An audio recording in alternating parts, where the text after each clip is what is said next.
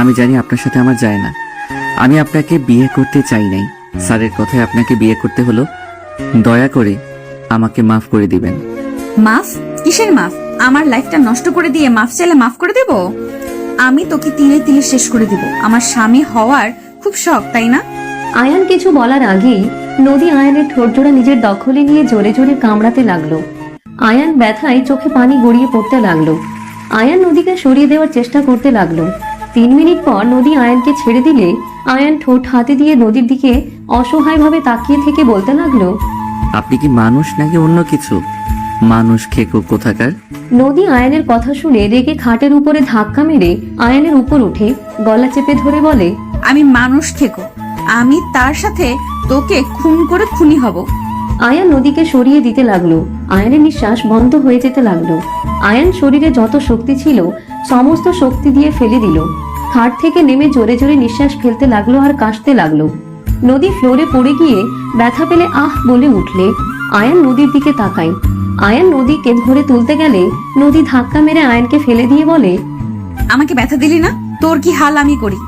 এই বাসা থেকে একবার বের হয়ে দেখ, তোর হাত পা আমি ভেঙে ফেলবো। আপনি আমাকে পছন্দ করেন না বলছেন। আমি আপনার কাছে তো স্বামীর অধিকার চাচ্ছি না। তাহলে আপনি আমার সাথে এমন কেন করছেন? অসহায় উপরে জুলুম করেন না। আজ আমি গরিব দুর্বল বলে আমার সাথে এমন করতে সাহস পাচ্ছেন?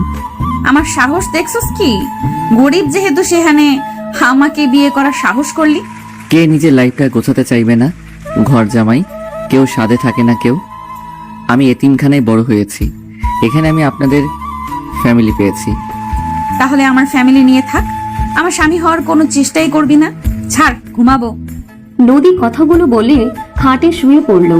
আয়ান কিছু না বলে বারান্দায় চলে গেল। আয়ান সারা রাত বারান্দায় বসে থাকতে থাকতে ঘুমিয়ে গেল। সকালে ঘুম ভাঙলে আয়ান দেখতে পেল নিচে 5টা প্রাইভেট কার এসে থামলো। আয়ান ওইখান থেকে চলে গেল। আয়ান ভিতরে ঢুকতে দেখে নদী তাড়াতাড়ি করে রুমে এসে বলছে, ওই তাড়াতাড়ি গোসল করে পোশাক পরিবর্তন করার। শোন, আমার সাথে তোর যে ঝামেলা আছে ওইটা যেন বাইরে কেউ না জানে। ঠিক আছে। আয়ান ব্যাগ থেকে শার্ট প্যান্ট বের করে সোজা ওয়াশরুমে চলে গেল। গোসল করে শার্ট প্যান্ট পরে বারান্দায় ধুয়ে দেওয়া শার্ট প্যান্ট মেলে দিল। নদী আয়ানের কাছে এসে আয়ানের মাথার চুলগুলো ঠিক করে দিতে লাগলো।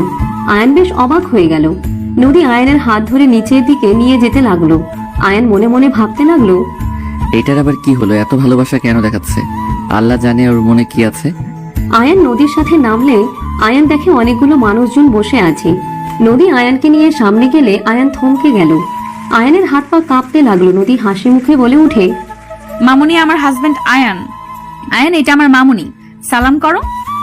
নদীর কথা শুনে রাহেলা চৌধুরী আয়ানের দিকে ঘুরে তাকালে আয়ান বলে উঠে, আসসালামু আলাইকুম। ওয়ালাইকুম আসসালাম। নাম কি তোমার? জি, মোহাম্মদ আয়ান ইসলাম। মাশাআল্লাহ। আপাতত কি করো? ইন্টার ফার্স্ট ইয়ারে পড়ি। বয়স কত তোমার? 18 হয়েছে?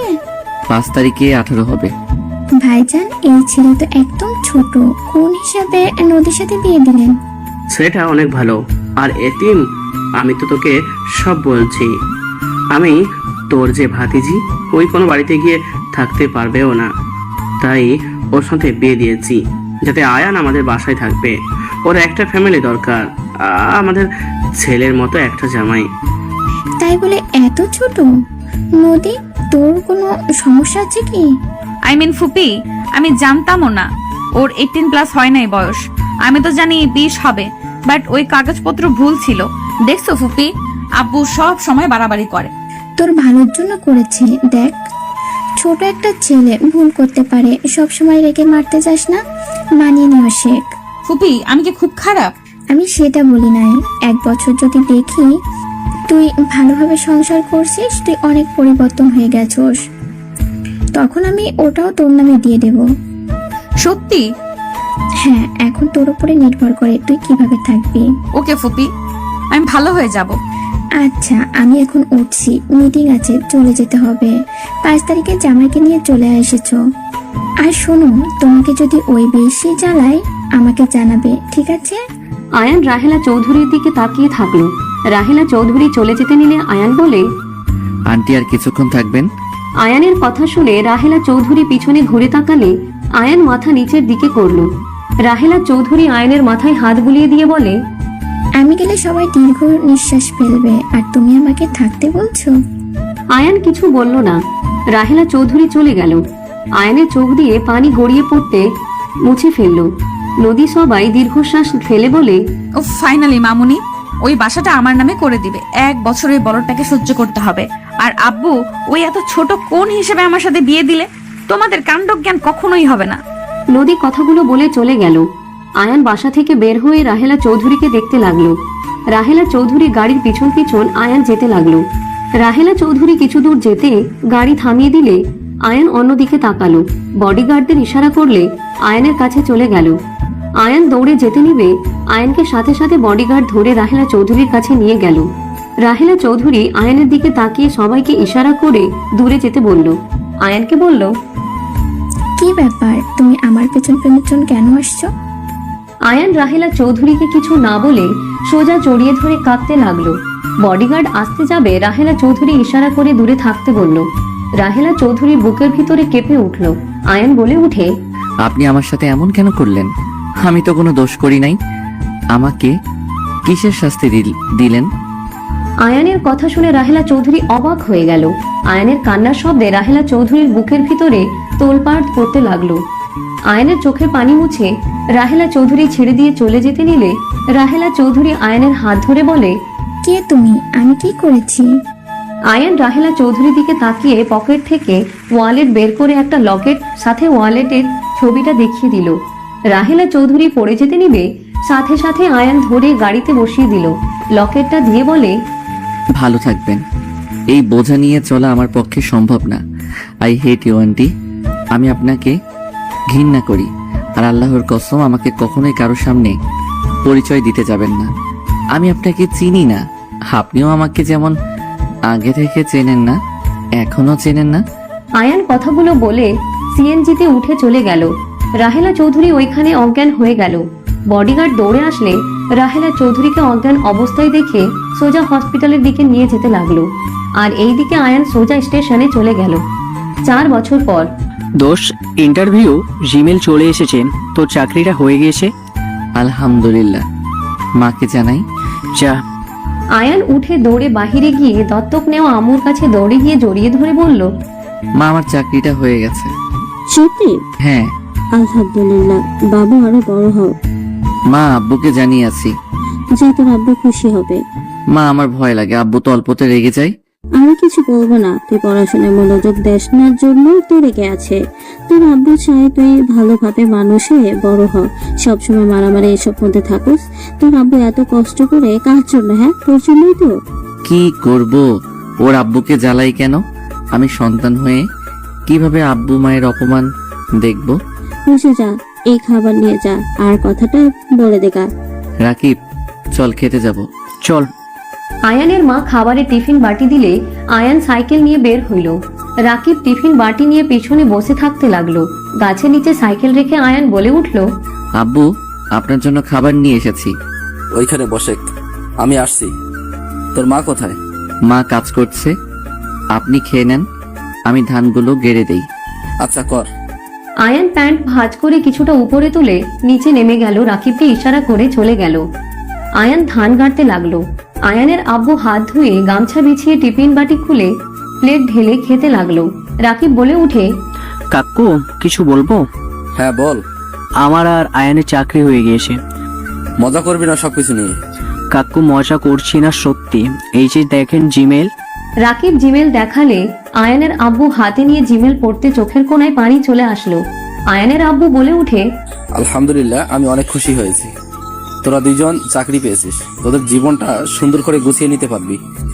আমি পড়াশোনা করেও বাবার সাথে এখানে থেকে গেছি। আজ যদি আমি তোর আব্বু চাকরি করতাম, তাহলে আজ তোরা 2জন ভালো একটা লাইফ পাইতি। কাকু, তুমি সত্যি অনেক খুশি হয়েছো? আয়ান তো ভয় পেয়ে গিয়েছে, তোমাকে বলার সাহস পাচ্ছিল না, আমাকে বলতে বললো। কবে থেকে জয়েন হবি? আগামীকাল বের হব, বাসা খোঁজার ব্যাপার আসে। আচ্ছা। রাকিব আয়ানের আব্বু কথা বলতে লাগলো। আয়ানের কাজ শেষ হয়ে গেলে আয়ানের আব্বু বলে, আয়ান, উঠে আয়, সেলোর ওইখান থেকে গোসল করে বাড়িতে চলে আয়। আচ্ছা আব্বু, আপনি যান রাকিবের সাথে। আয়ানের আব্বু রাকিবের সাথে চলে গেল। আয়ান গোসল করে বাসার দিকে যেতে লাগলো। বাসায় গেলে আয়ানের মা তোয়ালে দিয়ে মাথা মুছে দিতে লাগলো। আয়ান তোয়ালা হাতে নিয়ে পড়ে নিল। কলের পাড়ে গিয়ে পা ধুয়ে রুমে চলে গেল। রুমে গিয়ে পোশাক পরিবর্তন করে নিল। আয়ান ওর মায়ের কাছে ভেজা শার্ট প্যান্ট দিয়ে রাকিবের সাথে বের হয়ে গেল। সবাই মিলে বিকালে মাঠে ফুটবল খেলতে চলে গেল। রাতে আয়ান রাকিবের বাসায় আসলে আয়ানের আব্বু বলে, দুইজন খেতে আয়। আয়ান রাকিব কলের পাড়ে গিয়ে ফ্রেশ হয়ে সবার সাথে পার্টিতে বসলে আয়ানের আব্বু আয়ানের দিকে লোকমা এগিয়ে দিলে আয়ান অবাক হয়ে যায়। আয়ানের আব্বু বলে, হ্যাঁ কর। আয়ান লোকমাটা নিলে আয়ানের আব্বু বলে, তুই আমার সন্তান, আমি কখনোই চাই না তোর কোনো ক্ষতি হোক। আমি তোর সাথে রাগারাগি করতে চাই না। আমি তোদের ভালোর জন্য সবসময় বকাঝকা করতাম। আমরা চাই না তোরা দুইজন সবার সাথে থেকে নষ্ট হয়ে যাস। তোদের গ্রুপের প্রায় ছেলেরা নেশা করে জায়গায় জায়গায় ঢুলে পড়ে। মারামারি করস দুইজন, তোদের নামে একবার থানায় নাম গেলে তোদের জীবন বরবাদ হয়ে যাবে। বাবা হয়ে আমরা কিভাবে সহ্য করব বল? আয়ানের আব্বু কান্না করলে আয়ান সোজা জড়িয়ে ধরে বলে, আব্বু, আমি আপনার উপরে কোনোদিন রাগ করি নাই। আমি জানি আপনি আমাদের ভালোবাসেন। আপনি আমাদের ভালোর জন্য এমন করেন।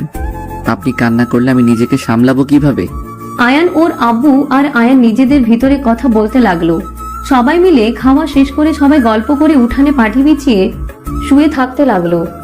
আয়ানের মা চাচি সবাই বাতাস করতে লাগলো। কারেন্ট আসলে সবাই যার যার রুমে চলে গেল।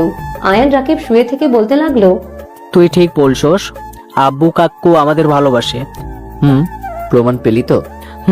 আব্বুর সাথে কত খারাপ ব্যবহার করছে, অনেক আফসোস হচ্ছে। ক্ষমা চেয়ে নিস সকালে। আচ্ছা আয় ঘুমাই, সকালে উঠতে হবে। দুইজন শুয়ে পড়লো। ভোরে উঠে দুইজন নামাজ পড়তে চলে গেল। নামাজ পড়া শেষ করে বাসায় এসে ব্যাগ গোছাতে লাগলো। আয়ানের মা আয়ানকে সাহায্য করতে লাগলো। ব্যাগ গোছানো হয়ে গেলে আয়ানের মা আয়ানকে খাইয়ে দিতে লাগলো।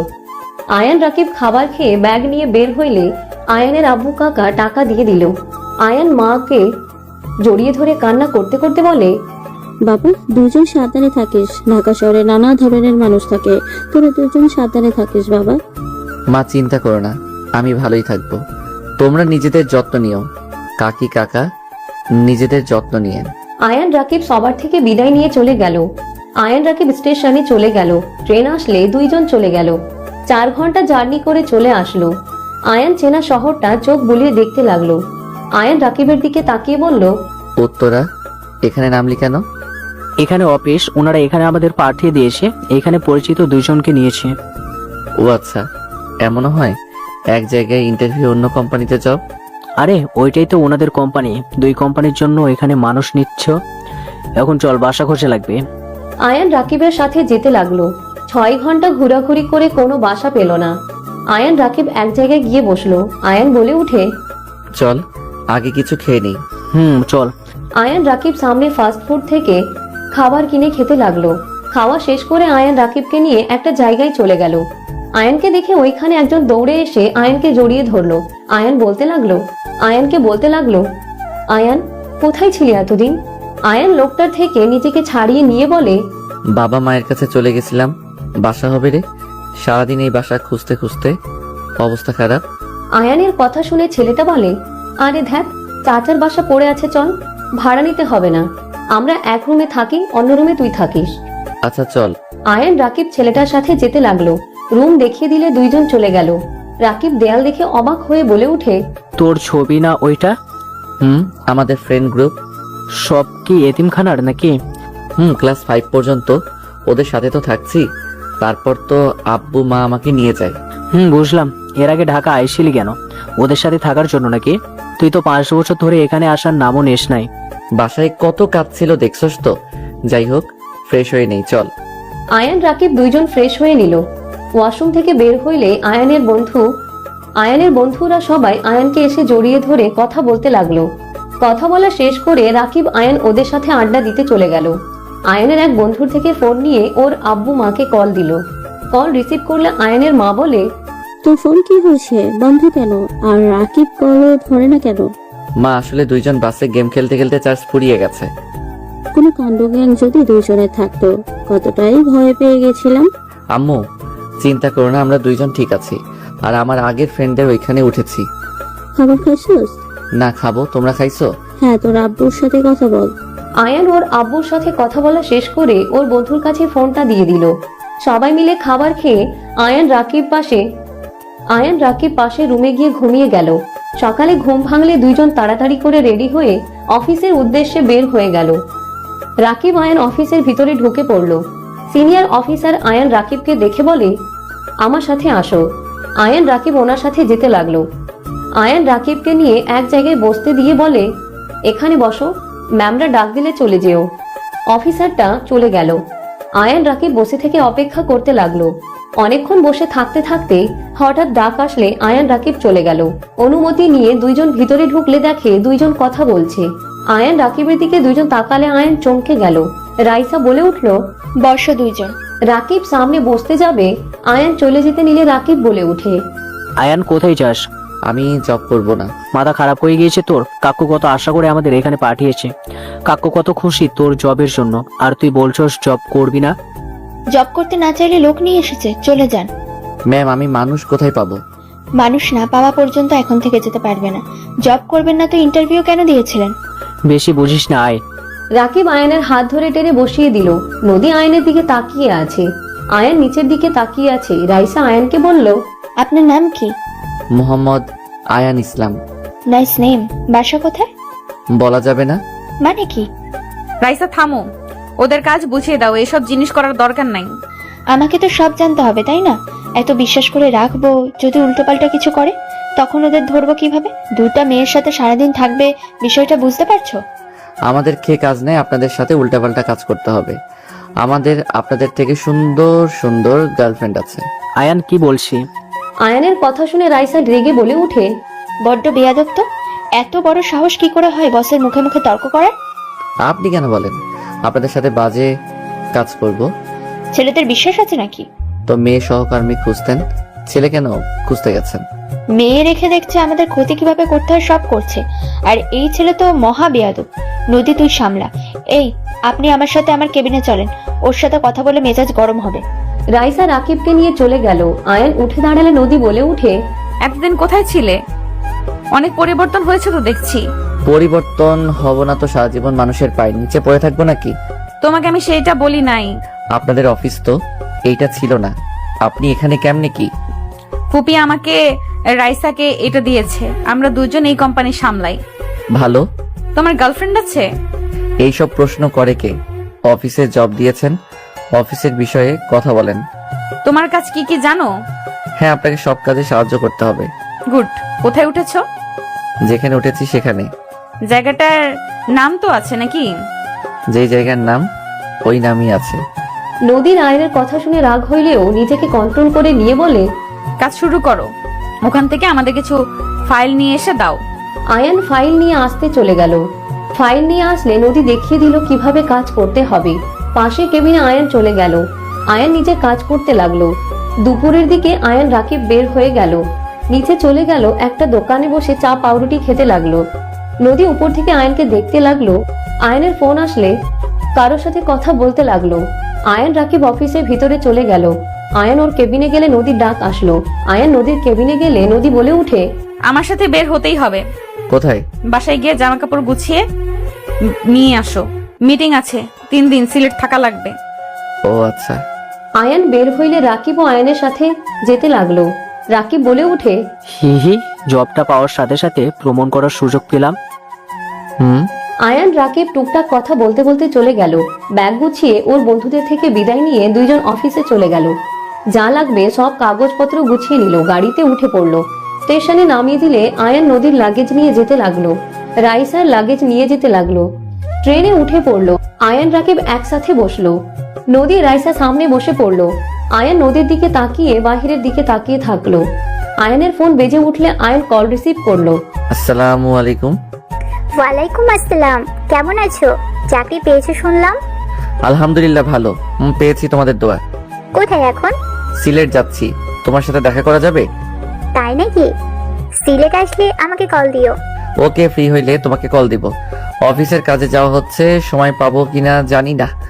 ও আচ্ছা, যাই হোক, দেখা কিন্তু করে যাবে বলে দিলাম। রাকিব কোথায়? আমার পাশে আছে রাকিব।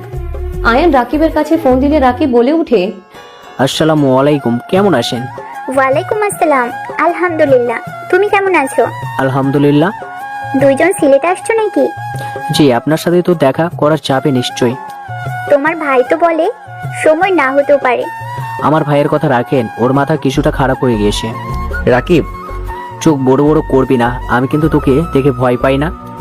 থাক, দুইজন ঝগড়া করো না। আচ্ছা, পরে কথা হবে। আর আসলে আমাকে কল দিও। ঠিক আছে, বাই। রাকিব কল কেটে দিয়ে আয়নের দিকে তাকিয়ে বলে, তোর মাথা আসলে গিয়েছে, বুঝতে পারছোস? কাকুকে কল দিয়ে বলবো নাকি তার ছেলের মাথার মধ্যে তার কেটে গিয়েছে? রাকিবের কথা শুনে রাইসা ফিক করে হেসে দিল। রাকিব হাঁ হয়ে রাইসার দিকে তাকিয়ে থাকতে লাগলো। রাইসা বলতে লাগলো, সরি, আপনাদের কথা কন্টিনিউস করতে পারেন। হঠাৎ করে একজন রাকিবকে বলে, এই উঠে, এখানে আমি বসবো, তোর জায়গা এইটা না। আয়ান সিট নাম্বার চেক করে বলে, ব্রাদার, এটাই আমাদের সিট, আপনার কোথাও ভুল হচ্ছে, এই দেখেন টিকিট। আয়ানের কথা শুনে ছেলেটা আয়ানের হাত ধরে টান দিয়ে বলে, তুইও উঠে, এইটা আমার বাপের ট্রেন, আমি যেখানে মন চাইবে সেখানে বসবো।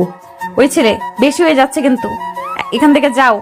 নদীর কথা শুনে ছেলেটা নদীর দিকে হাত বাড়িয়ে হেসে কিছু বলবে, তার আগেই আয়ান হাত ধরে মোচড় দিয়ে ধরে উঠে বলে, মুখে কথা বলো, হাত বাড়ানো তো ঠিক হয় নাই।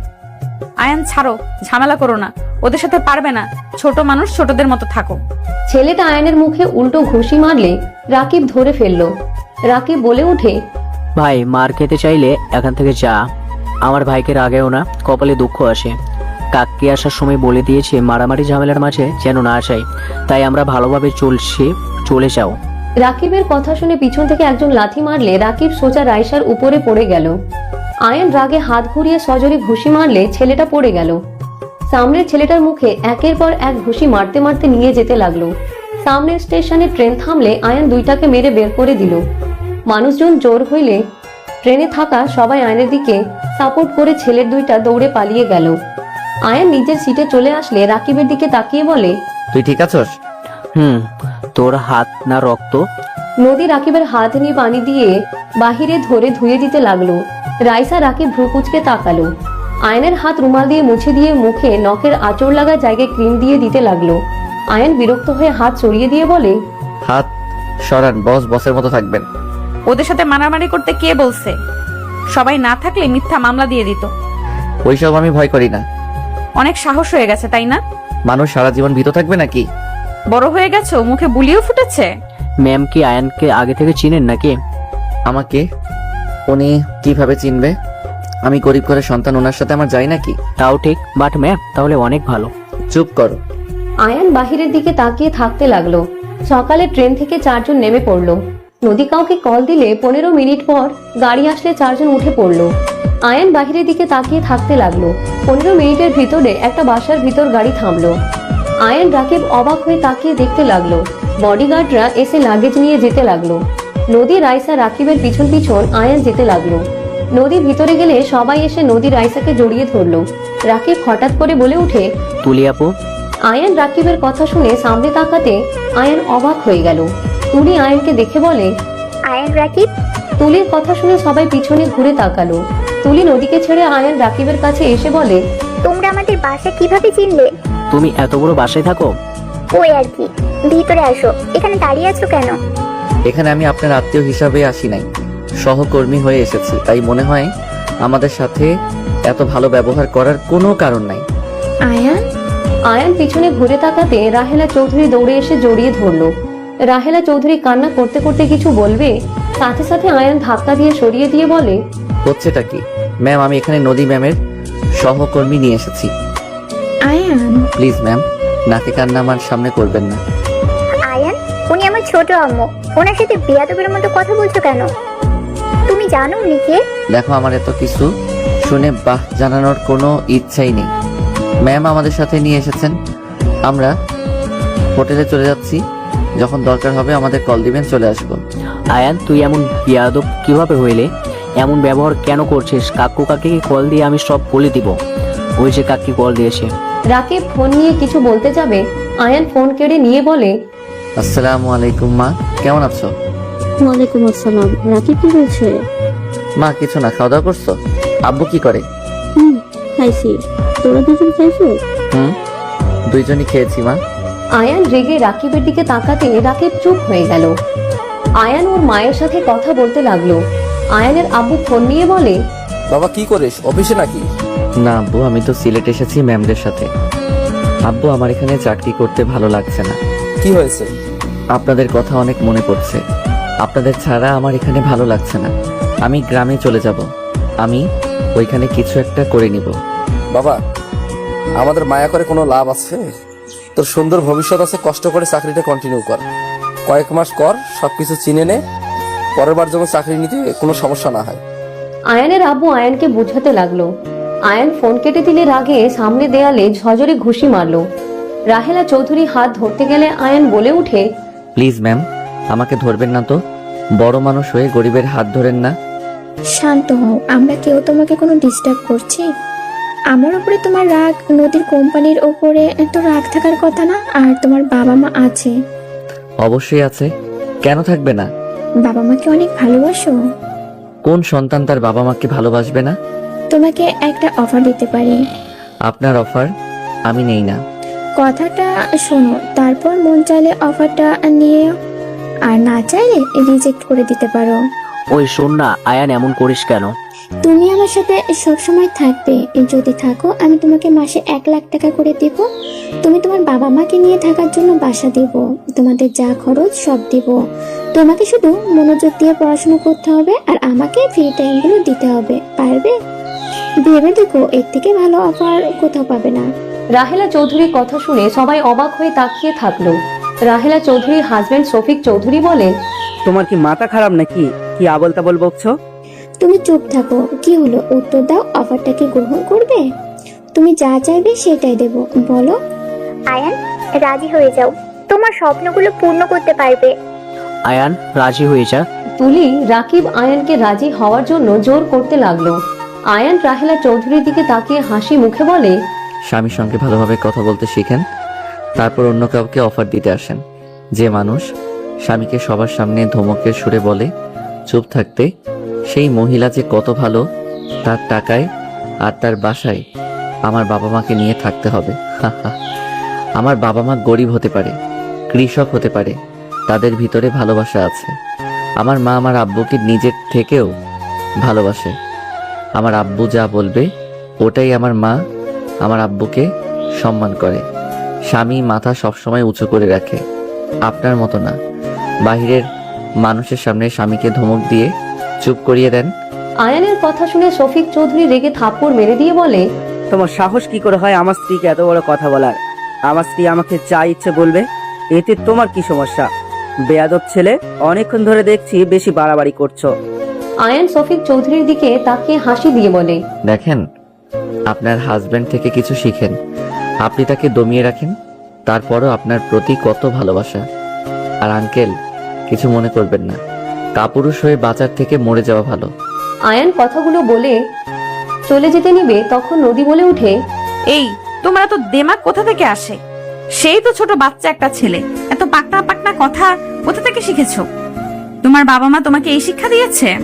আয়ান রেগে নদীর গালে থাপ্পড় মারতে গিয়ে হাত থেমে দিয়ে হাত নামিয়ে নিয়ে বলল, আমার বাবা মাকে নিয়ে কোনো কথা হবে না, এইটা আমার শিক্ষা। আমার চাচাতো ভাইকে যেমন দেখছেন, ওই আমার বাবা মার দেওয়া শিক্ষা। বাট কিছু মানুষের সাথে বাবা মায়ের শিক্ষা লাগে না, নিজের শিক্ষা ব্যবহার করা লাগে। আর হ্যাঁ, কথা সাবধানে বলবেন। আমি আপনার হাজবেন্ড আয়ান না, আমি গ্রামের খ্যাত ছেলেটা, প্রতিবাদে লড়াই করতেও জানি, নিজের ভুল শুধরাতেও জানি। আপুর হাজবেন্ড মানে? কি বলিস আয়ান? রাকিব, চল তো, আরো মেজাজ খারাপ হবে। কিছু মানুষকে দেখলে রাগ হয়। আয়ান রাকিবের হাত ধরে টেনে নিয়ে যেতে লাগলো। রাহেলা চৌধুরী চোখ দিয়ে টপ টপ করে পানি পড়তে লাগলো। সবাই রাহেলা চৌধুরীকে নানা ধরনের কথা বলতে লাগলো। শফিক চৌধুরী বলে উঠে, কে এই ছেলে? কি সম্পর্ক তোমার সাথে? ও এত কিছু বলে গেল, অথচ তুমি চুপচাপ কান্না করে যাচ্ছ, একটাও কথা বললে না। আম্মু, ওই ছেলেটা কে? কেন তুমি চুপ করে কান্না করছো? আর কে যে তুমি এত টাকার অফার করলে, তাও আবার কিছু সময়ের জন্য? মামুনি, আমার তো মনে হচ্ছে না আমার হাজবেন্ডের জন্য তুমি ওকে এই অফার দিয়েছো। আমার কেন জানি মনে হচ্ছে ওর সাথে অন্য কোনো সম্পর্ক তোমার অবশ্যই আছে। সবাই রাহেলা চৌধুরীকে জেরা করতে লাগলো। বডিগার্ড বলে উঠে, খবরদার কেউ ওর শরীরে একটা ফুলের টোকাও দিবে না। কেন দিবে না? ওই ছেলেটা একটা বেয়াদব, ওকে মারা উচিত। যাও তোমরা ওকে ধরে নিয়ে আসো। একদম না। শফিক চৌধুরী সবাই রাগারাগি করতে লাগলো। শফিক চৌধুরী রাগে বসে বলে ওঠে, তুমি বলবে ওই ছেলেটার সাথে কি সম্পর্ক তোমার, নাকি তোমার এক্স হাজবেন্ডের মতো তুমিও কোচি? শফিক চৌধুরী আর কিছু বলার আগেই রাহেলা চৌধুরী কান ধরে বলে, প্লিজ চুপ হয়ে যাও। কেন চুপ করব? তোমরা তো শফিক চৌধুরী আর কিছু বলার আগেই নদী আব্বু এসে সজোরে থাপ্পড় মেরে বলে, জাস্ট সেট আপ। আয়ান আমার ভাগনা। আয়ান রাহেলা বড় ছেলে আকাশ চৌধুরী, যাকে আমরা মৃত বলে জানতাম, সেই ছেলেটাই আয়ান। সবার চোখ বড় বড় হয়ে গেল।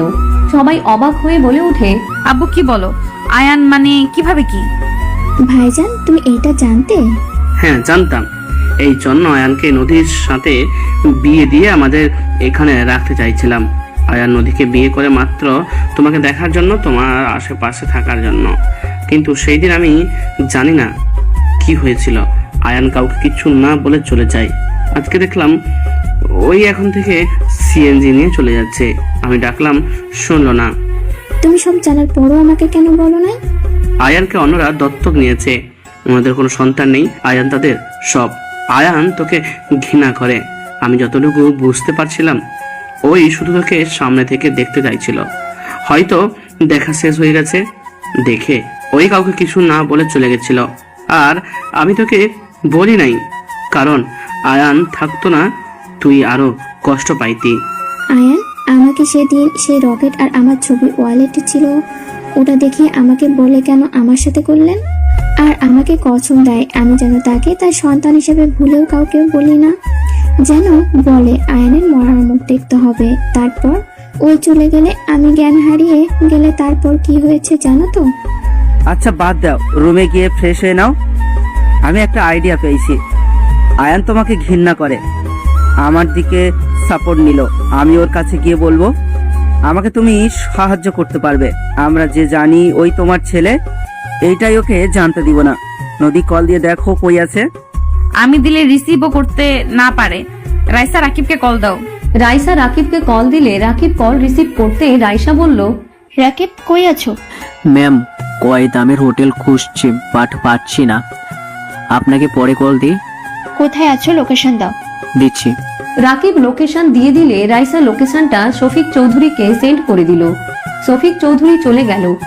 লোকেশন অনুযায়ী গিয়ে দেখে আয়ান রাকিব চা বাগানের ভিতরে বসে আছে। রাকিব আয়ানকে ইশারা করলে আয়ান তাকিয়ে দেখে শফিক চৌধুরী। আয়ানের মাথা ঠান্ডা থাকায় আয়ান বলে, আঙ্কেল আপনি এখানে? শফিক চৌধুরী আয়নের পাশে বসে আয়নের হাত থেকে স্পিড নিয়ে খেতে লাগলো। আয়ন বলে উঠল, আঙ্কেল আই এম সরি, আমি রাগের মাথায় অনেক কিছু বলে দিয়েছি। আমি আপনাকে কিছু বলতে চাই নাই। সরি কেন বলছো? তুমি ঠিকই বলেছো। আমি এখানে আত্মহত্যা করতে এসেছিলাম, তোমাকে দেখে ভাবলাম কথা বলি। আঙ্কেল কি বলছেন? আত্মহত্যা করা মহাপাপ। আঙ্কেল আমি রাগের বসে বলছি, সেটা আপনি ধরে নিলেন? রাগের বশে বলেও কথাগুলো তো সত্যি। মেরুদণ্ড হয়ে বেঁচে থাকার থেকে মরে যাওয়া ভালো। আরে ধ্যাত, মৃত সব সমাধান হয় না। বউয়ের উপর উঁচু গলায় কথা বলবেন। যেটা ভুল ওইটাকে ভুল বলতে শিখেন, আর যেটা সত্যি সেটাকে সত্যি বলতে শিখেন, তাতেই হবে। কিভাবে? আমি তো সহ্য পাই না। পেতে হবে। সাহস না পেলে সারা জীবন এমন ভাবে থাকা লাগবে। তুমি আমার পাশে থাকলে আমার মনে হয় আমি সব পারবো। তুমি যেভাবে বলে তোমাকে দেখলে আমার অনেকটা সাহস হয়েছিল, বাট পরে ভাবলাম তুমি চলে গেলে তো আর সাহস থাকবে না, তাই তোমাকে থাপ্পড় মেরেছি। নিজেকে সাহসী হতে হবে, অন্যের উপরে নির্ভরশীল হয়ে লাভ নাই। তুমি আমার সাথে যাবে? তুমি আমাকে সব শিখাবে? না হইলে আমার মরা ভালো। এভাবে আর কতদিন থাকবো? আচ্ছা থাকো, তুমি হয়তো যাবে না, আমি যাই, মরতে পারি কিনা। শফিক চৌধুরী চলে যেতে নিলে রাকিব বলে, আয়ান ওনাকে থামা, ওনার মাথাটা গিয়েছে। দেখ আমাদের জন্য কেউ মারা যাক, এটা আমরা চাই না। এত মানুষের উপকার করা এসেছে, আর শেষমেশ কিনা একজনকে মৃত্যুর দিকে ঠেলে দিচ্ছিস। রাকিব আয়নকে বুঝাতে লাগলো।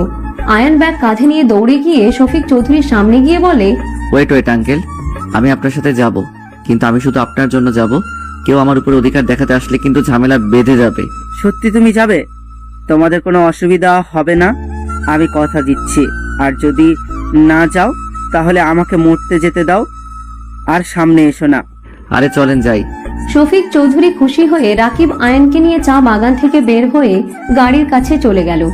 10 মিনিট লাগলো আয়ান রাকিবকে নিয়ে বাসার ভেতর গিয়ে নামলো। আয়ান রাকিব লজ্জা পেতে লাগলো। আয়ান মাথা নিচু করে যেতে লাগলো। ভিতরে গেলে সবাই আয়ান রাকিবের দিকে তাকালো। শফিক চৌধুরী বলে উঠে, কেউ ওকে কিছু বলবে না, ওরা দুজন শুধুমাত্র আমার জন্য এসেছে, তাই কেউ ওদের দিকে অদ্ভুতভাবে তাকানোর কোনো দরকার নেই। আয়ান রাকিবকে রুম দেখিয়ে দাও, নিয়ে যাও। আয়ান রাকিবকে নিয়ে চলে গেল। কাজের লোক নদীর আবু বলে, আয়ান এসেছে নাকি? এসেছে, অনেক কিছু বুঝিয়ে আনছি, কেউ ওকে বুঝতে দিও না, আমরা সব জানি। শফিক চৌধুরী কিছুক্ষণ কথা বলে চলে গেল। আয়ান রাকিব ফ্রেশ হয়ে বসে থাকতে লাগলো। তুলি এসে বলল, নিচে চলো, খাবার খেয়ে নিবে। আয়ান রাকিব সবার সাথে নিচে চলে গেল। সবার সাথে আয়ান রাকিব চেয়ার টেনে বসলো। আয়ান নিচের দিকে তাকিয়ে থাকলো। রাহেলা চৌধুরী আয়ানকে খাবার দিতে লাগলো। আয়ান রাহেলা চৌধুরী হাতের দিকে তাকিয়ে আছে। আয়ানের বুকের ভিতরে চাপা কষ্ট হতে লাগলো। আয়ান মনে মনে ভাবতে লাগলো, আপনি আমার এত কাছে, তারপর আপনাকে আম্মু বলার কোনো অধিকার আমার নাই। কেন আমার জীবনটা আপনারা এলোমেলো করে দিলেন? আয়ানের চোখের কোণায় পানি গড়িয়ে পড়ার আগেই আয়ান মুছে ফেললো। শফিক চৌধুরী বলে, আয়ান খাবার খাও, কি ভাবো? কই কিছু না। আয়ান খাবার খেতে লাগলো। হঠাৎ করে নদী বিষম খেলে আয়ান তাড়াতাড়ি করে পানি ঢেলে নদীর মুখের সামনে পানি এগিয়ে দিল। নদী গ্লাস নিয়ে পানি খেতে লাগলো। আয়ান নদীর পিঠে বাম হাত দিয়ে হাত বুলিয়ে দিতে লাগলো। আয়ান বলে উঠে, ঠিক আছেন? ধন্যবাদ। আয়ান কিছু না বলে চেয়ারে বসলো। রাকিব আয়ানের প্লেটের মাছ কাটা বেছে দিতে লাগলো। আর রাহেলা চৌধুরী বলে উঠে, রাকিব, তোমার আরো মাছ মাংস যা লাগে নিয়ে নাও।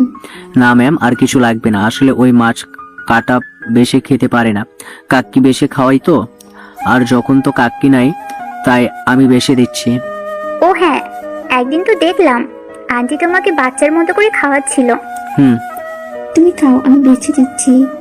রাহেলা চৌধুরী আয়ানের প্লেটে হাত দিলে আয়ান বলে, আপনি খেতে বসেন, সবাই তো খাচ্ছে। তুমি খাও, আমি কিছু খাবো না, পেট ভরা আছে। আয়ান কিছু বলল না। আয়ানের ফোন বেজে উঠলে আয়ান ভিডিও কল রিসিভ করতে ভ্রু কুঁচকে তাকায়। আয়ানের মা বলে উঠে, বাবা তুই অফিসে রাগ করিস না, সাকিব এসেছে তাই তোর মুখটাই দেখার জন্য কল দিলাম। ধ্যাত, রাগ করবো কেন? সাকিব কখন এসেছে? অনেকক্ষণ হয়েছে, ওই তোর আব্বুর সাথে গেছে, আমাকে ভিডিও কল ধরিয়ে দিয়েছে, এসেছে চলে যাবে। ও আচ্ছা। কি ব্যাপার, তুই কোথায় আর তোর পিছনে কে? এই মানে মা, আমি তো সিলেট এসেছি, ম্যামের ফুপির বাসায় এসেছি। উনি ওনার ফুপি। নিয়ে কথা বলি। না দরকার নেই মা, আমি তো খেতে বসেছি। তুমি কি কল কেটে দিবে নাকি দেখবে? আচ্ছা আমি কথা বলবো না, তোকে চুপচাপ দেখবো। রাকিব কোথায়? আমার পাশে আছে। কাক্কি, এই তো আমি। পেছন থেকে আয়ানের ফুফাতো বোন রূপা বলে, হাই দেবজি। রাকিব বলে উঠে, পেতনি, তুইও এসেছো? কাক্কি খবরদার আর কোথাও তুমি বলে যেও না, ওর হাতে কিছু যেন না খাও না, তোমার ছেলে কিন্তু ওকে বিয়ে করবে না। ফাজিল, ওরে রাগাস কেন? আমার ছেলেকে 10 বিয়ে করাবো। আয়ানের মা কথাটা বলে হাসতে লাগলো। রাকিবও হাসতে লাগলো। রূপা মুখ ভেঞ্চি দিয়ে চলে গেল। আয়ান বলে উঠে, মা রাগ হচ্ছে কিন্তু মজা করবে না তো? আচ্ছা মজা করবো না, রাগ করিস না। সবাই কিভাবে আমি ভুলে গিয়েছিলাম, আমি মুখে তালা দিয়ে দিলাম। আয়ান ওর মায়ের কাণ্ড দেখে হেসে দিল। আয়ান বলে উঠে, এভাবে বসে থাকলে আমার হাসি পায়, মুখ থেকে হাত সরাও। শুনলাম, ও একটা কথা বলার ছিল। কি কথা? তোর ফুপি জেনে গেছে তুই রাকিব চাকরি পেয়েছ, সবার আমাদের খোঁজ খবর নেওয়া শুরু করেছে। আমি এখন চিন্তায় আছি, কখন যে সবাই বলে ওঠে আমার মেয়ের সাথে আয়ান বা রাকিবের বিয়ে দেব। কাক্কি, ওইসব বলে লাভ নাই। তোর আব্বু তো রাজি হয়ে যাবে। তোমার ছেলের সাথে বিয়ে দেখ একটাই। আমার ছেলের সাথে এই গ্রামের বা আত্মীয় স্বজন কারোর সাথেই দেব না। আমার ছেলে যাকে পছন্দ করবে আমি তার সাথেই বিয়ে দেব। তোর কাকুকে রাতে আমি বলছি। কাকু রাজি হয়েছে? কিছু বলে নাই। ও আচ্ছা। মা, বাজে কথা রাখো তো, ভালো লাগছে না। ওকে, চুপ হয়ে গেলাম। আয়ান এক হাত দিয়ে ফোন ধরে থাকলো, অন্য হাত দিয়ে খেতে লাগলো। রাহেলা চৌধুরী চোখ দিয়ে পানি পড়ছে। নদী আয়নের দিকে তাকিয়ে থেকে কিছু না বলে খাবার খেতে লাগলো। আয়ানের খাওয়া শেষ হইলে ফোনটা টেবিলের উপরে রেখে প্লেট নিয়ে রান্নাঘরে চলে গেল। হাত ধুয়ে প্লেট ধুয়ে রেখে আসলো। ফোনটা হাতে নিয়ে বলতে লাগলো, সুইটহার্ট, জি আব্বাজান। কি ভাবো? ভাবছি ছেলেটা বড় হয়ে গেল কবে। আমি কই বড় হইলাম, আমি তো তোমার সেই ছোট ছেলে আছি। আয়ান ওর মায়ের কথা বলতে বলতে রুমে চলে গেল। শফিক চৌধুরী রাহেলা চৌধুরী হাত ধরে পাশে বসিয়ে দিয়ে বলল, কান্না কেন করছো? কি করব, নিজের সন্তান অন্য কাউকে মা বলে ডাকে, যাকে নিয়ে অন্য কেউ চিন্তা ভাবনা করে। আমার সামনে আমার সন্তান অনেক কাউকে মামা করতে দেখলে কার ভালো লাগবে বলো? ম্যাম কি বলছেন? আপনার সন্তান মানে? আয়ান ওনার সন্তান, তোমার চাচাতো ভাইরা। মানে কি? শোনো, আমি আয়নের স্ত্রী, আর আয়নের জন্মদাত্রীর মাতা উনি। রাকিব অবাক হয়ে গেল। রাকিব বলে উঠে, কি বলেন? ঠিক বলছি। এই জন্যই তো বলি আয়ান তো বড়দের সাথে এমন ব্যবহার করে কথা বলে না। ওর রাগ যার উপর থাকে তার সাথে ওই বাজে ব্যবহার করে। এই জন্য তো হিসাব মিলছিল না। যাদের চিনে না তাদের সাথে এমন ব্যবহার কেন করছে? কিন্তু আন্টি, আপনার উপরে যত রাগ দেখাক না কেন, আয়ান আপনাকে ভালোবাসে। ওই আগে কান্না করতো আপনার জন্য। আমি ওর সব সময় আমি ওর সব সিক্রেট জানি। কান্না করতে করতে এখন ওই আগের মতো আর ইমোশনাল নাই। এখন রাগ চটা কেউ কিছু বলে রেগে যায়, শুধুমাত্র কাকুর সামনে মাথা নিচু করে থাকে, কিছু বলার সাহস পায় না। কাকু মানে আয়ন যাকে আব্বু বলে? আয়ান ডাকেছে, আমি আসছি। রাকিব উপরে চলে গেল। আয়ান রাকিবকে কিছু বলবে, রাকিব রেগে বলে, তুই আমাকে নাকি সব বলস? তাহলে ম্যাম তোর স্ত্রী আর বড় ম্যাম তোর আম্মু হয়, আমাকে একবারও তো বলস নাই। রাকিবের কথা শুনে আয়ান বলে, কে বলেছে তোকে? ম্যাম নিজেই বলছে। কোন ম্যাম? নদী? হ্যাঁ, উনি আমার স্ত্রী। উনি একটা ফালতু মেয়ে, ডিভোর্স দিতে হবে। বিয়ে কি খেলার জিনিস নাকি? ওই ম্যাম একটা অহংকারী মেয়ে, আর আমাকে স্বামী হিসাবে মানে না। এই জন্য কাউকে কিছু বলি নাই। যদি উনি আমাকে স্বামী হিসাবে মানতো তাহলে আমি মা বাবাকে বলতাম। আর রাহেলা চৌধুরী তোর আম্মু হয়, এইটা কেন বলস নাই? কি বলতাম? আমার কোনো মূল্য ওনাদের কাছে নাই। এইটা আমার আম্মুর শ্বশুর বাড়ি। আমার বাবাকে আমি এটা এখনো পর্যন্ত জানি না। আর যাদের জন্য আমাকে এতিমখানায় বড় হইতে হয়েছে, কেউ খোঁজ খবর নেয় নাই। তাদের পরিচয় দিয়ে কি হবে? তোর আম্মু তোকে অনেক ভালোবাসে, উনি অনেক কান্না করছে। ন্যাকা কান্না আমার ভালো লাগে না। তোর আম্মুকে ভালোবাসোস, হুদাই আমার সামনে নাটক করিস না। ভালোবাসি না, এখানে আছি ওনাকে শিক্ষা দিব। সন্তান হয়ে মাকে আবার কিসের শিক্ষা দিবি? দাদি একটাই কথা বলেছিল, মনে আসে? কি কথা?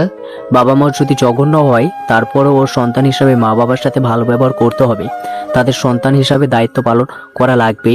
যে সন্তান বাবা মায়ের সাথে খারাপ ব্যবহার করে, মনে কষ্ট দেয়, সেই সন্তান কখনোই জান্নাতে যাবে না। আর স্ত্রীর প্রতি দায়িত্ব ও নেওয়া লাগে। আয়ান, তুই তো এত ভালো কাজ করে গিয়েছোস, বাট এখন তো দেখছি ভালো মুখোশের ভিতরে শয়তান। আমার জায়গায় তুই থাকলে কখনো এটা বলতে পারতি না যে মা আমার খোঁজ খবর নেয় নাই, আমাকে কম কষ্টে বড় হইতে হয়েছে। কেন তোর খোঁজ নেই নাই তাদের জিজ্ঞাসা কর। আর তোকে যে ভালোবাসে সেইটার প্রমাণ। তুই কাকিকে মা বলেছিলি, উনি সেটা সহ্য করতে পারছিল না, উনি এখনো নিচে কান্না করছে। আমি কি করতে পারি যে আমাকে এত বড় দেখাশোনা করলো? তাদের ছেড়ে কি এদের সাথে থাকবো নাকি? আমি থাকতে বলি নাই, ওনার সাথে তো ভালো ব্যবহার করতে পারোস। আর কাকু কাকিকে না জানালে হলো, তুই মাঝে মাঝে ওনাদের সাথে দেখা করবি। এইসব সত্য দিলে আশা করা যায় ওনারাও খুশি, কাকু কাকিও খুশি। সত্যি কখনোই চাপা থাকে না আব্বু, মা। এসব জানলে ওনারা মনে কষ্ট পাবে, ভেবে নিবে আসল বাবা মাকে পেয়ে আমি তাদের আর আগের মতো ভালোবাসি না, তাদের ভুলে যাচ্ছি। এইসব তাদের মনের ভিতরে চলে আসবে। যতদিন না জানে ততদিন লুকিয়ে রাখ। আর কাকু কাকি বুদ্ধিমান, বুঝতে পারছোস? ওনারা বিষয়টা ঠিক বুঝবে। বিয়ে করছি না জানিয়ে আবার এটা জানলে কি যে হবে। বিয়ে কেন করেছিলেন? প্রথম তো নদীকে ধোকা দিয়ে প্রতিশোধ নিতে চাইছিলাম, আর ভেবেছিলাম ওনার আশেপাশে থাকা যাবে।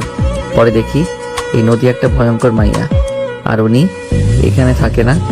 ওনাকে আমার পরিচয় দিয়ে আমি ওইখান থেকে সোজা গ্রামে চলে যাই। হা হা হা। হাসুস কেন? পোকা পোলা পায়, আবার প্রতিশোধ নিতেও গিয়েছিলেন, শেষমেশ নিজেই ছাকা খাইছো। আয়ান দৌড়ে রাকিবকে মারতে যাবে, সাথে সাথে নদীর সাথে ধাক্কা লেগে যায়। নদী পড়ে যাওয়ার আগেই জামা ধরতে জামা ছেড়ে নদী নিচে পড়ে গেল। আয়ানের হাতে জামার টুকরা দেখে নদীর দিকে তাকাতে আয়ান হা হয়ে গেল। নদী রেগে কিছু বলবে তার আগেই আয়ান নদীকে তুলে জড়িয়ে ধরলো। রাকিব তুলি আয়ানের সৎ ভাই তাকিয়ে আছে। আয়ান বলে উঠে, যা ভাবছো তা না, আমি ইচ্ছে করে কিছু করি নাই। আমরা কিছু দেখি নাই। কথাটা বলে অন্যদিকে ঘুরে দাঁড়ালে আয়ান নদীকে কোলে তুলে নিয়ে রুমে গেলে নদী কোল থেকে নেমে রাগে বলে উঠে, ফালতু ছেলে, কি করলে? ওখানে রাতুল রাকিব ছিল, ওরা আমার দিকে তাকালে কি হইতো? আয়ান নদীর দিকে অন্যভাবে তাকিয়ে থাকতে নদীর সাথে সাথে হাত দিয়ে বুক ঢাকার চেষ্টা করলে আয়ান বলে উঠে, ছোট জামা তো পরে আছেন, সমস্যা কোথায়? উস্তাদ, আয়ান নদীর কথা শুনে টান দিয়ে খাটের উপর ফেলে দিয়ে নদীর উপরে উঠে মুখে হাত বোলাতে গেলে নদী হাত সরিয়ে দিল। আয়ান 2 হাত খাটের সাথে চেপে ধরে বলে, আপনার ঠোঁটগুলো আমাকে খুব টানছে, একটু টেস্ট করে দেখি। একবার তো নিজে থেকে করেছিলেন, বোঝার তো উপায় ছিল না, কামড় মারছিলেন, আজকে কামড় দিলে আমিও দিব। ফালতু ছাড়ো বলছি, আমার হাজবেন্ড আয়ান ভালো ছিল, ছাড়ো বলছি। এখনো হাজবেন্ড আছি, এত কথা বলে লাভ নাই, আমি আগে টেস্ট করে দেখি। আয়ান কথাটা বলে নদীকে কিছু বলতে না দিয়ে ঠোঁট জোড়া নিজের দখলে নিয়ে নিল। নদীর সাথে সাথে চোখ বন্ধ করে ফেললো। কিস করতে করতে আয়ান শরীরে হাত দিতে নদী কেঁপে উঠল। নদী আয়নের জামা খুলতে যাবে, সাথে সাথে রাইসা বলে উঠে, আয়ান তোমার কাছে একটা ফাইল আছে, ওইটা দাও তো। রাইসা কথাটা বলে ভিতরে ঢুকে খাটের দিকে তাকাতে চোখ বড় বড় হয়ে গেল। রাইসার কণ্ঠ শুনে নদী ধাক্কা মেরে সরিয়ে দিলে শরীরে 2 হাত দিয়ে ঢেকে বলে, ফালতু ছেলে একটা। নদী কথাটা বলে দৌড়ে পাশের রুমে চলে গেল। রাইসা লজ্জায় লাল হয়ে যেতে লাগলো। আয়ান দাঁতে দাঁত চেপে বলে, ম্যাম আসার আর সময় পাইলেন না? ফালতু, আমি তোর বড় বোন হই, আর দরজা লাগিয়ে নিতে পারিসনি? আমি না হয়ে এসেছি, মামি বা মামা আসলে কি হইতো? ফাজিল, ফাইল দে। রাইসার কথা শুনে আয়ান ভ্রু কুচকে তাকিয়ে বলে, কিসের আপু, আপনি আমার ম্যাম হন। থাপ্পড় মারবো, নাটক করিস না। ফাইলগুলো কই রাখছস? ব্যাগে। রাইসা ব্যাগ থেকে ফাইল বের করে চলে গেল। আয়ান মাথায় হাত দিয়ে বলে, দ্যাট কি যে করি না। যাই হোক, এই বউটা মনে হয় একটু হইলেও লাইক করে, না হইলে এখন কেমন করে তার ভিতরে বউ বউ ফিল পাচ্ছিলাম। প্রথম প্রথম তো ওনাকে রাক্ষসী মনে হইতো। আয়ান কথাগুলো ভাবতে লাগলো আর মিটিমিটি হাসতে লাগলো। সন্ধ্যার দিকে আয়ান বসার ঘরে গেলে দেখে ও সৎ ভাই রাতুল পড়ছে। আয়ান ওর পাশে বসে বলল, ভুল পড়ছো কেন? আয়ানের কথা শুনে রাতুল বলে, সবাই ব্যস্ত, আমাকে একটু বলে দেওয়ার মানুষ নাই। আয়ান রাতুলের কথা শুনে বলে, আমি বলে দিচ্ছি। আয়ান রাতুলকে পড়াতে লাগলো। সবাই ওদের দুজনকে দেখে মিটিমিটি হাসতে লাগলো। রাহেলা চৌধুরী, শফিক চৌধুরী অনেক খুশি হলো। রাতুল আয়ানকে জড়িয়ে ধরে বলে, আই লাভ ইউ ভাইয়া, তুমি কত সুন্দর করে এইটা বুঝিয়ে দিলে। আমি তো 5 বার করলে তারপর পারি, স্যার কোচ বুঝাই। পিচ্ছি এভাবে বলতে হয় না, শিক্ষকদের বিষয়ে বাজে মন্তব্য করবে না। তুমি কিছু বুঝতে না পারলে তাকে ভালোভাবে বলবে, উনি তোমাকে ভালো করে শিখিয়ে দিবে। আয়ান রাতুলকে বোঝাতে লাগলো। আর হঠাৎ করে টিভির দিকে চোখ গেলে রাতুল বলে উঠে, আতিয়া আপু, কি হয়েছে? আব্বুকে টিভিতে কেন দেখাচ্ছে? রাতুলের কথা শুনে আয়ান পিছনে তাকিয়ে দেখে আতিয়া নামে মেয়েটা রাতুলকে বলে, অনেক পড়ছো, যাও রুমে খেলা করো গা। রাতুল বলে উঠে, আপু কি হয়েছে? আপুর তো রক্ত পড়ছে মাথা থেকে। আপু কি হয়েছে? আব্বু, আম্মু। মেয়েটার এই হাল কে করেছে? ছোট মানুষ, ওর সাথে এমন কাজ কে করলো? এসব বিষয় আমাদের বলে লাভ নেই। ওর ফুপি করেছে, ওর ফুপি করছে, আমি জানি। আয়নের মতো ওই মেয়েটাকেও মেরে ফেলার চিন্তা ভাবনায় আছে। রায়হান কোনোদিনও বোন মায়ের ভুল চোখ পড়বে না। টিভি বন্ধ করো, আমি আমার সন্তানকে তো পেয়েছি। মানে কে ওই মেয়েটা? আর আমার মতো অবস্থা করবে মানে? তোমাকে জানতে হবে না। বলেন কে? রায়হানই পাকে। লুকানোর কি আছে? দরকার আয়ানের জানার দরকার আছে তো। সাইডে যাকে কান্না করতে দেখলে মেয়েটাকে কোলে নিয়ে, ওটার তোমার বাবা, আর কোলে ওইটাই তোমার সৎ বোন, আর পেছন পিছন যে যাচ্ছে তোমার সৎমা। এটা কোনো হসপিটাল, মেয়েটার তো রক্ত লাগবে, আর আমার এবি পজিটিভ। দরকার নাই, রক্তে পেয়ে যাবে। আমি চাই না ওই কাল লাগিনি চোখে আবার তুমি পড়ো। মানে কি? তোমার ফুপির সাথে তুমি ঘুরতে বের হয়েছিলে, উনি তোমাকে হারিয়ে ফেলে। সবাই জানে তুমি মারা গেছো। তোমাদের দুজনের অ্যাক্সিডেন্ট হয়েছিল। তোমার লাশ কোথায় পড়েছে কেউ জানে না। খাদে নাকি পড়ে গেছিল, আর উনি অজ্ঞান অবস্থায় পড়েছিল। পুলিশ ওনাকে হসপিটালে ভর্তি করে আমাদের জানায়। আর আমি যতটা জানি ওই ইচ্ছে করে সব করছে। আমাদের মাঝে সেই যে ঝামেলা শুরু হয়, লাস্টে আমি তোমার আব্বুকে ডিভোর্স দিয়ে আছি। মা ভক্ত ছেলে বোন ভক্ত ছেলের সাথে সংসার করা সম্ভব ছিল না, আবার এই মেয়েটার উপরে ওই ডাইনি নজর পড়েছে। মেয়েটার তো কোনো দোষ নাই, রক্ত পাচ্ছে না তো আমি রক্ত দিতে চাই। আমার সাথে চলো। রাতুল ও আয়ান শফিক চৌধুরীর সাথে চলে যায়। 10 মিনিটের ভিতরে হসপিটালে চলে যায়। তিনজনকে দেখে সবাই অবাক হয়। শফিক চৌধুরী বলে ওঠে, ডাক্তার সাহেব, রক্ত আমার বড় ছেলে দিবে, আমার ছেলেকে নিয়ে যান। আয়ান অবাক হয়ে শফিক চৌধুরীর দিকে তাকালো। আয়ান ডাক্তারের সাথে চলে গেল। এইদিকে রায়হান চৌধুরী বলে উঠে, শফিক চৌধুরী, আপনি এখানে আপনার স্ত্রী পাঠিয়েছে নাকি? আমার মেয়ে মারা গেছে নাকি? আপনার সাথে তর্ক করতে আছি নাই। রাতুল দৌড়ে গিয়ে দরজার কাছে দাঁড়িয়ে আতিয়াকে দেখতে লাগলো। রায়হানকে বলে, ভালো আব্বু, আপুর কি হয়েছে? আপুর এই অবস্থা কিভাবে হইল? রায়হান রাতুলকে জড়িয়ে ধরে বলে, আমি জানি না বাপ, আমি তোমার ভালো আম্মু অফিস থেকে এসেছে, দেখি সবাই ওকে ধরে কান্না করছে, তারপর আমি হসপিটালে নিয়ে আসি। রায়হানের কথা শুনে রাতুল বলে, আল্লাহ আমার আপুকে সুস্থ করে দেন। রাতুল মোনাজাত ধরে কথাগুলো বলল। রায়হান জড়িয়ে ধরে রাতুলের কপালে চুমু দিয়ে কোলে তুলে নিল। আয়ানের ফুফাতো ভাই এসে রাতুলের হাত ধরে টান দিয়ে নামিয়ে দিয়ে বলে, তোর জন্য এমন হয়েছে, তোর সাথে দেখা করতে যাবে বলে নামার সময় সিঁড়ি থেকে পড়ে গেছে। কথাটা বলে রাতুলকে যেই ধাক্কা দিতে যাবে, আয়ান সাথে সাথে ধরে ফেলল। আয়ান রাতুলকে ধরে রাগে রনির দিকে তাকিয়ে রনির কাছে গিয়ে সজোরে লাথি পড়ল বুকে। রনি নিজেকে সামলাতে না পেরে পড়ে গেল। রাতুল বলে, ইয়াহু, আমার ভাইয়া হিরো, ভিলেন ভাইয়াকে এক লাথি দিয়ে ফেলে দিল। আয়ানের ফুপি বলে উঠে, এত বড় সাহস তোর, আমার ছেলেকে লাথি দিস? আমার ভাইকে ধাক্কা মারার সাহস আপনার ছেলেকে কে দিয়েছে? আর একটু হইলে দেয়ালের সাথে লেগে মাথা ফেটে যেত, তখন কি হতো? হাত বেশি নড়ে তাই না? একদম হাত ভেঙে ফেলবো। কে তুমি? রাতুলের বড় ভাই কিভাবে হও? রাতুল তো চৌধুরী বাড়ির একমাত্র সন্তান। আমি কে সেইটা আপনাকে জানতে হবে না। আব্বু চলেন যাই, রক্ত দেওয়া হয়ে গেছে আর মেয়েটা জ্ঞান ফিরতে সময় লাগতে পারে। আয়ান পিছনে ঘুরতে রনি আয়ানকে মারতে যাবে। রাতুল ভাইয়া বলে ডাক দিলে আয়ান ঘুরে রনির হাত ধরে মোচড় দিয়ে ধরে পিছনে হাত নিয়ে বলে, বেশি বুঝোস? হাত ছাড়, আমার ব্যথা লাগছে কিন্তু। আমার সাথে পাঙ্গা নিতে আসিস না, জানে মেরে ফেলবো, যা ভাগ এখান থেকে। আয়ান ধাক্কা দিয়ে সরিয়ে দিল। আয়ানের সৎমা কাছে এসে বলে, আমি জানি না কে তুমি। আমার মেয়ের জীবন বাঁচানোর জন্য তোমার কাছে সারা জীবন কৃতজ্ঞ থাকবো। বলো বাবা, তুমি আমার কাছে কি চাও? আমার কিছু চাই না, আপনাদের ভালোর জন্য একটা কথা বলতে পারি? এই দুইটাকে বাসা থেকে বের করে দিয়েন, জীবনে শান্তিতে থাকতে পারবেন। এই ছেলে, আমার মেয়ের জীবন বাঁচিয়েছ, এই জন্য চুপ আছি। তোমাদের ফ্যামিলির বিষয়ে নাক গলাবে না দয়া করে। ওকে আঙ্কেল, সরি, বাট আমার ভাই বোনের কেউ ক্ষতি করলে তার লাইফে ঝড় হয়ে আসবো। আয়ান কথাটা বলে রাতুল শফিক চৌধুরীকে নিয়ে চলে যেতে লাগলো। রায়হান পিছনের দিকে তাকিয়ে আয়ানকে দেখতে লাগলো। হসপিটালের বাহিরে চলে গেলে সাংবাদিকরা ক্যামেরা ধরলে আয়ানরা গাড়িতে উঠে চলে গেল। বাসায় চলে গেলে রাহিলা চৌধুরী বলে উঠে, যাক তাহলে, আসলে আমি তো ভাবলাম বাবাকে পেয়ে আসবে না। আপনাকেও চাই না, ওনাকেও না। আয়ান, ভাই থাম, এত মহান আমি না। আয়ান কথাটা বলে উপরে চলে গেল। আয়ান রুমে যেতে দেখে নদী ড্রেসিং টেবিলের সামনে দাঁড়িয়ে ঢং করছে। আয়ানের মাথায় দুষ্টু বুদ্ধি আসলে আয়ান পা টিপে টিপে নিচের দিকে ঝুঁকে ভিতরে ঢুকে নদীর কোমর থেকে কামিজ অল্প তুলে আলতো করে ঠোঁট বসিয়ে দিলে নদী চমকে উঠল। নদী নিচের দিকে তাকাতে আয়ানকে কিছু বলার আগে আয়ান নদীর ঠোঁট জোড়া নিচের সাথে দখলে নিল। নদীকে কিস করতে করতে খাটের উপরে ফেলে দিল। আয়ান নদীর উপরে উঠতে যাবে, সাথে সাথে নদী বলে উঠে, আয়ন বেশি হয়ে যাচ্ছে কিন্তু। বউ হও তো একটু বেশি, তোমার সাথে করবো না তো কার সাথে করবো? কেউ এসে যাবে কিন্তু। ওয়েট, দরজা লাগিয়ে দেই। আয়ান দরজা লাগাতে যাবে, তখন তুলি রাইসা রুমে ঢুকে পড়লে নদী তাড়াতাড়ি করে নিজেকে ঠিক করে নিয়ে খাটে পা ঝুলিয়ে বসে পড়ল। তুলি ভ্রুকুচকে তাকিয়ে বলে, কি ব্যাপার, আপুর লিপস্টিক তোমার মুখে কেন?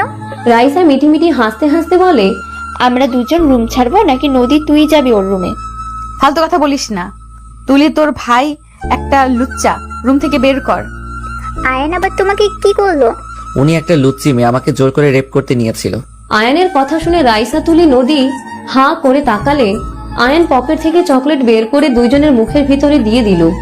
নদীর ঠোঁটে কিস করে দিয়ে বলে, আমাকে লুচ্চা ভেবো না, এভাবে আমাকে যখন তখন কিস করে আমি প্র্যাকটিক্যালি দেখলাম। আয়ানের কথা শুনে রাইসা তুলি হাসি থামাতে পারল না। দুইজন জোরে জোরে হেসে দিল। নদী রেগে মারতে যাবে, আয়ান দৌড়ে রুম থেকে চলে গেল। তুলি নদীকে বলতে লাগলো, ছি ছি আপু, তুমি একটা ছেলেকে জোর করে রেপ করতে চাও? ছি ছি। তুলি চুপ করবি? ওই লুচ্চা হুট করে এসেছে, ফেলে দিয়েছে। বদমাইশ একটা ছেলে, লজ্জা শরম বলে কিছুই নাই। আমি যে ওর বড় কোনো সম্মান আমাকে দেয় না। রাইসা নদীর কাছে গিয়ে আয়নের মতো ভাব করে খাটের উপরে ফেলে দিয়ে বলে, বউয়ের কাছে কিসের লজ্জা? বউকে আদর না করলে কাকে করবি? বিয়ে করে কি সিঙ্গেল থাকবি নাকি? রাইসার কথা বলার ভঙ্গি দেখে নদী তুলি হাসতে লাগলো। রাইসা নদীর উপর থেকে নেমে হাসতে হাসতে বলে, কেমন দিলাম তোর জামাই যা বলতো? একদম ওই ফাজিল এটাই বলতো। বিশ্বাস করবি না, ফাজিলটাকে প্রথম যখন দেখি একদম শান্ত ভদ্র একটা ছেলে। বাসর রাতে আমি রাগে কামড়ের দাগ বসিয়ে দিয়েছিলাম এক জায়গায়, কেটে রক্তও পড়ছিল, তারপরও আমার সাথে শান্তভাবে কথা বলছিল। আর সেই ছেলে কি ফাজিল হয়েছে, রাগ, তেজ, জিদ, আর দেখতেও অনেক স্মার্ট। বাবা, জামাইয়ের প্রশংসা করতে আজ প্রথম দেখলাম। দূর, কই প্রশংসা করলাম? বাবা, লজ্জা পাচ্ছে ভাইয়ের বউ। যা সর, মজা কম করনে।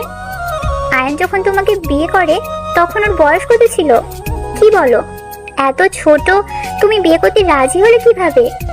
আরে আমি জানতাম না। ফুপি ওকে যখন জিজ্ঞাসা করেছিল তখন শুনে আমি তো পুরো ভ্যাবাচাকা খেয়ে গেছিলাম। আর এমনিতে ওকে আমি পছন্দ করি নাই।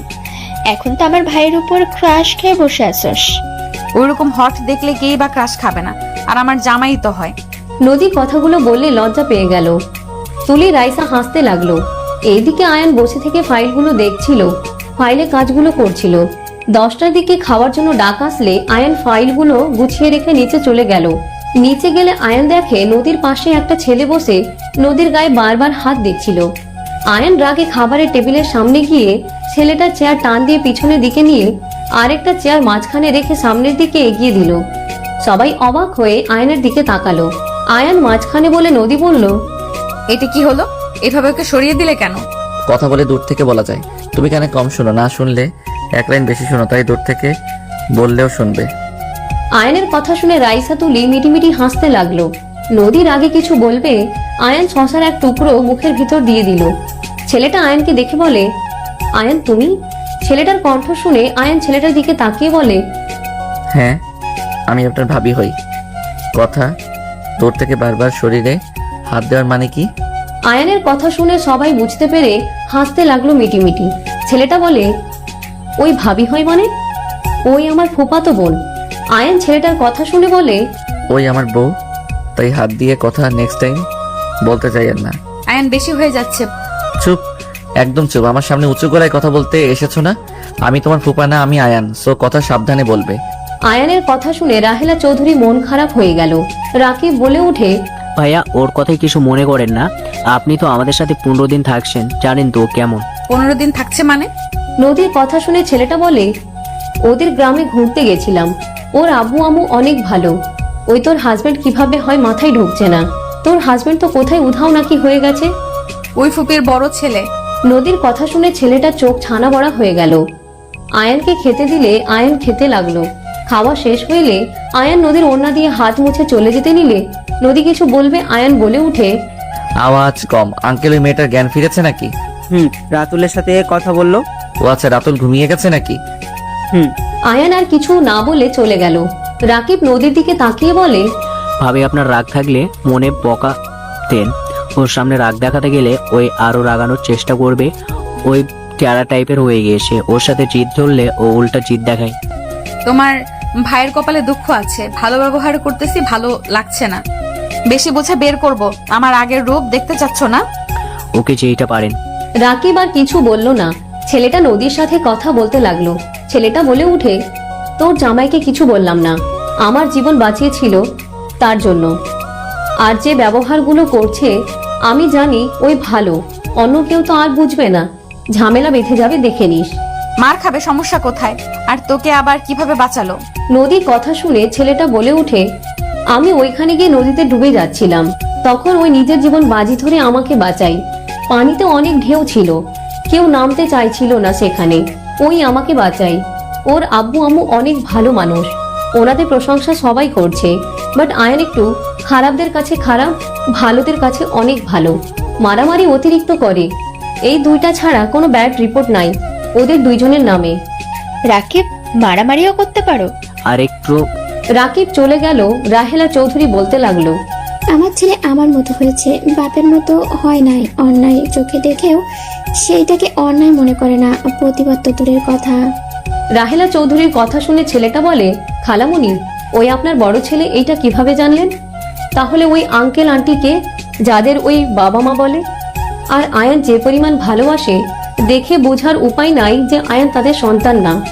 আয়ানকে ওনারা দত্তক নিয়েছিল, সেই অনেক কথা পরে বলবো। সবাই মিলে গল্প করতে লাগলো। এদিকে আয়ান রাকিব মিলে ফাইলে কাজ করতে লাগলো। সারা রাত কাজ করে 4টায় ঘুমিয়ে গেল।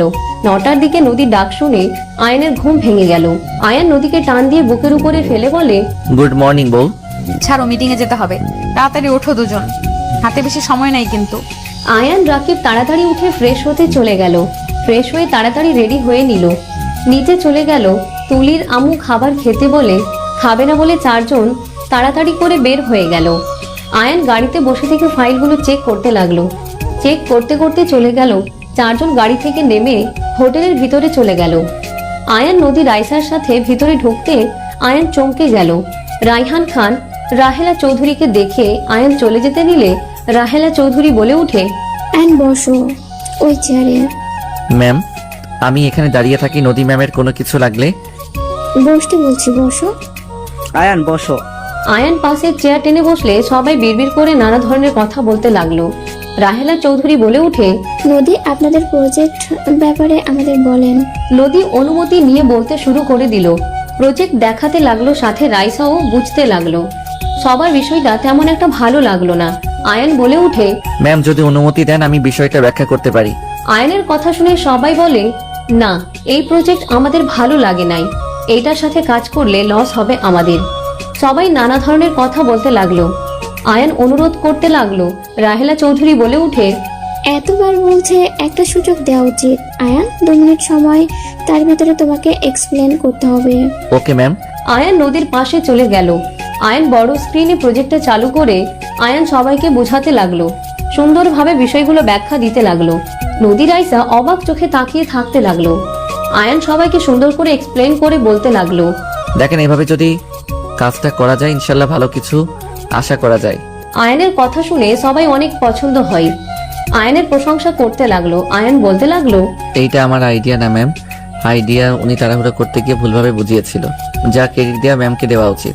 আয়ানের কথা শুনে নদী রাইসা বেশ অবাক হয়ে তাকালো। সবাই ডিলটা করতে রাজি হয়ে গেল। সবাই ডিল করে চলে গেল আয়ানের সাথে হ্যান্ডশেক করে। রাইহান খান বলে উঠল, তোমাকে দেখে তো ছোট মনে হচ্ছে, কত বয়স হবে? 20 বা 21, বাট তুমি অনেক ভালো এক্সপ্লেন করতে পারো। তুমি চাইলে আমার কোম্পানির সাথে কাজ করতে পারো। ওনারা তোমাকে কত পেমেন্ট দেয়? রাহেলা চৌধুরী নদী রেগে গেল। কিছু বলার আগেই আয়ান বলে, ধন্যবাদ স্যার আমাকে অফার দেওয়ার জন্য। টাকা দিয়ে সব কেনা গেলে আয়ানকে কেনা যায় না। ভালোভাবে ভেবে দেখো, ওনারা যে পেমেন্ট দেয় আমি তোমাকে তার থেকে 3 গুণ দেব। বুঝতে পারলাম আপনার সমস্যা কোথায়। শোনেন, আমাকে আপনার সব দিলেও আপনার মতো মানুষের সাথে কাজ আমি করব না। ম্যাম, আমার কাজ তো শেষ, নাকি আরো কাজ আছে? মা বারবার কল দিচ্ছে। রিসিভ করো। আয়ান চলে যেতে লাগলো। রাহেলা চৌধুরী হাসতে লাগলো। রাইহান খান রেগে কিছু বলবে, টাকা দিয়ে সব কেনা গেলে আয়ানকে কেনা যায় না। ডায়লগটা সুন্দর, উচিত জবাব দিয়েছে। শফিক, চলো যাই। আর দুজন এত তাড়াহুড়া কিসের? সরি ফুপি। রাইহান খান উঠলে আয়ান ভিতরে এসে সব বুঝাতে লাগলো। রাইহান হঠাৎ করে পিছনে ঘুরে বলে, ওয়েট, একটা প্রশ্ন ছিল। এই ছেলেটা আপনার ছেলে কিভাবে হয়? রাতুল তো আপনাদের প্রথম সন্তান, সেখানে বড় সন্তান কিভাবে হয়? আমি কারো সন্তান না, আমি সামান্য কর্মচারী। ওনার মন ভালো, তাই উনি আমাকে সন্তান হিসেবে পরিচয় দিয়েছে। ম্যাম, আপনাদের মিটিং তো হয়ে গেল, এখন তাহলে চলে যাই। 4জন বের হয়ে গেল। রাইহান খান ওদের দিকে তাকিয়ে থাকলো। রাহেলা চৌধুরী রাইহান খানের কাছে এসে হাসি মুখে বলল, কি ভাগ্য, নিজের সন্তানকে নিজে কিনতে চাইলেন। আমি একা কেন কষ্ট পাবো? আপনারও পাওয়া উচিত। যে ছেলেটা গেল ওইটা আর কেউ না, সাগর খান, যাকে সবাই মৃত হিসাবে জানে। নিজের সন্তানকে যেমন কাছে পেয়েও তার মা হতে পারি নাই, আপনাকেও জানিয়ে দিলাম, সব জেনেও তার মুখে বাবা ডাক শুনতে পারবে না। রাহেলা চৌধুরী হাসতে হাসতে চোখের পানি গড়িয়ে পড়ার আগেই মুছতে লাগলো। রাইহান খান থমকে গেল। চোখের পানি চলে আসলে রাহেলা চৌধুরীর হাত ধরতে রাহেলা চৌধুরী রাগে লুক নিয়ে তাকাতে শফিক চৌধুরী হাত সরিয়ে দিয়ে বলে, আমার স্ত্রীর হাত ধরছেন, ছাড়েন। হাত সরিয়ে দিল। রাহেলা চৌধুরী হাত ধরে নিয়ে যেতে লাগলো। নদী আয়নকে গাড়ির ভিতরে জড়িয়ে ধরে বলল, আই লাভ ইউ। আয়ন ভ্রুকুচকে তাকালো। নদী আয়নের দিকে তাকিয়ে বলে, এভাবে তাকিয়ে আছো কেন? ঘুমের মধ্যে আছি নাকি বুঝতে পারছি না। দুজন বেহায়া হয়ে যাচ্ছে, আমি যে আছি চোখ নাই। তোর ওই দিকে তাকাতে কে বলছে?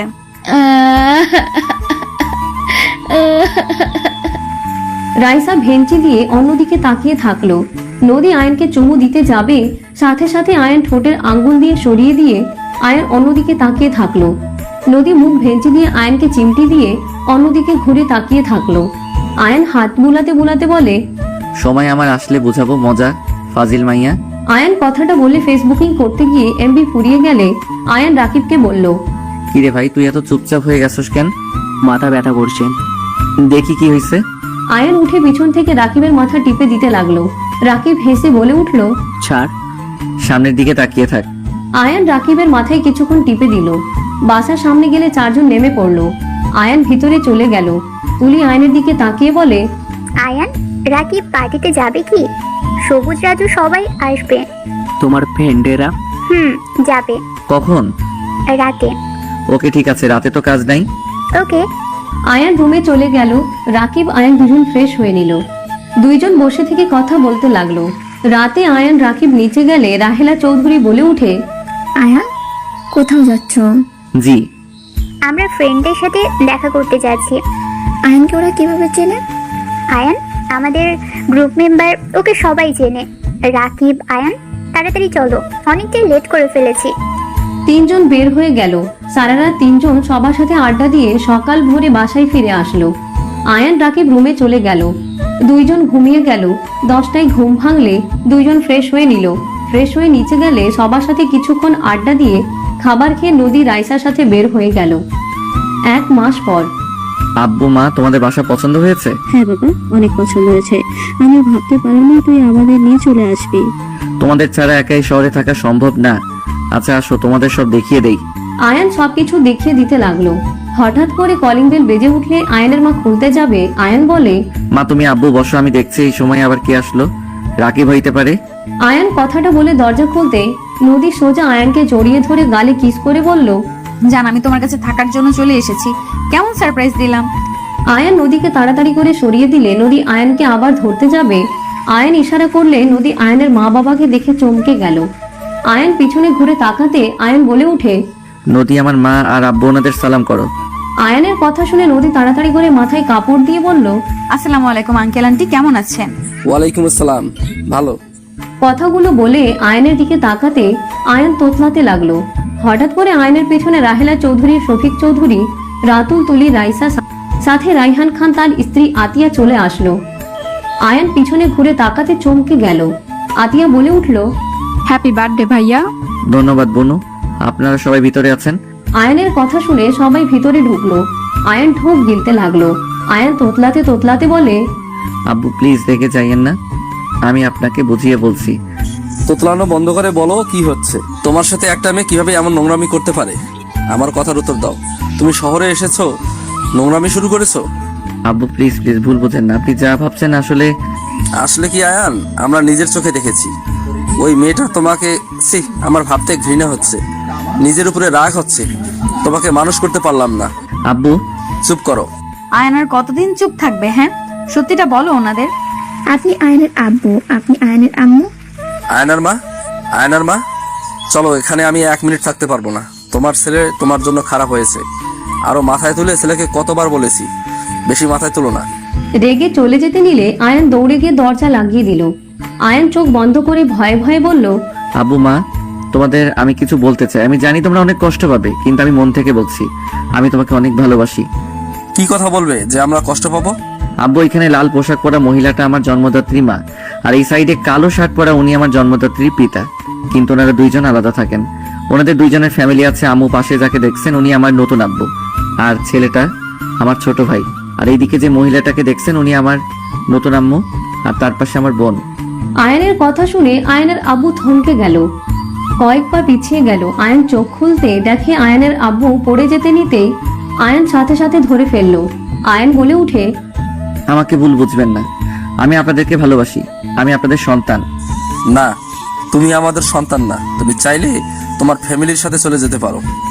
আমাদের মতো গরিব মানুষদের সাথে থেকে নিজের কোনো ইচ্ছে স্বপ্ন পূর্ণ করতে পারবে না। আব্বু, আয়নার মা, সরি, চলো, আমরা গ্রামের মানুষ, গ্রামে যাওয়া ভালো।